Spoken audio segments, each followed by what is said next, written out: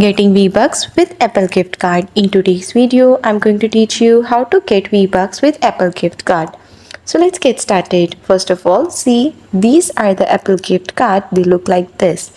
So the question is if you can use them to buy V-Bucks. So the answer is no, you cannot do that, as Fortnite is not available on Apple anymore, so you won't be able to use that to buy V-Bucks. However, you can still use these cards to get that money you can use to buy V-Bucks. So how can you do that? You simply have to flip these cards on two websites.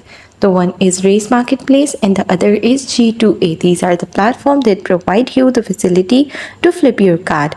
So here you can flip your card, and as I'm on Google and I'm searching these websites will provide you the ability to do that. You just get this money into your PayPal or your bank account and then use this money to buy V-Bucks.